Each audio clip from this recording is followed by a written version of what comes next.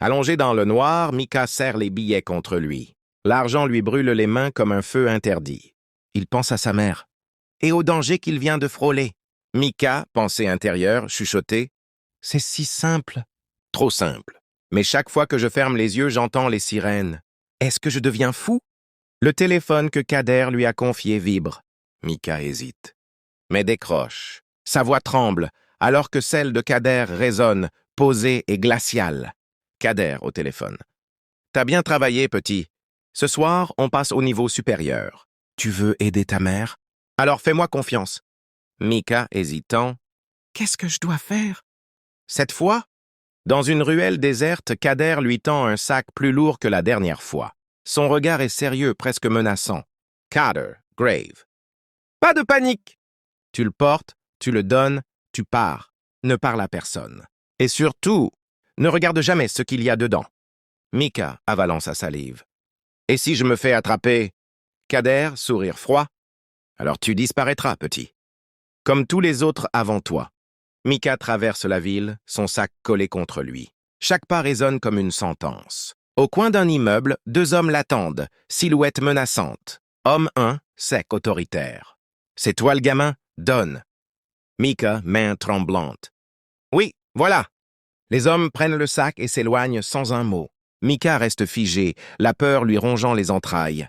1 heure plus tard, Mika retrouve Kader sur le toit de l'immeuble.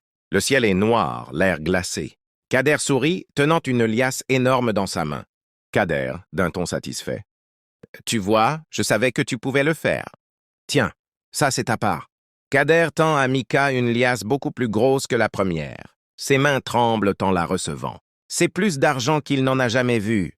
Mika, pensée intérieure, presque paniquée. C'est énorme. Avec ça, je pourrais payer toutes les factures, acheter tout ce qu'on n'a jamais eu. Mais si je continue, il n'y aura plus de retour en arrière. Kader, se penchant vers lui, regard sombre. Bienvenue dans la vraie vie, Mika. À partir de maintenant, tu fais partie de la famille. Les lumières de la ville deviennent floues, le bruit des sirènes imaginaires, les ombres de la ruelle, les regards froids des hommes qu'il a croisés. Tout revient en désordre, comme un cauchemar éveillé. Kader impassible, observe Mika Chansley. Il pose une main lourde sur son épaule. Kader, voix grave, autoritaire. Tiens-toi droit, regarde-moi. Ce que tu ressens, c'est normal. C'est la peur. Mais cette peur, tu vas apprendre à la contrôler. Et quand tu la contrôles, elle devient puissance. Mika, voix intérieure, désordonnée. Est-ce que je contrôle encore quelque chose? Ou est-ce lui qui contrôle déjà tout? Mika glisse l'alias dans son sac. C'est plus d'argent qu'il n'a jamais possédé, plus qu'il n'aurait jamais imaginé. Mais au fond de lui, un frisson glacial lui souffle qu'il vient de perdre. Quelque chose d'invisible. Kader, froid, souriant à demi. Ce n'est que le début, Mika. À chaque mission, tu gagnes plus. Mais retiens bien, la sortie n'existe pas. Mika, pensée intérieure, voix tremblante. J'ai de l'argent, plus que jamais. Mais pourquoi je me sens plus pauvre qu'avant?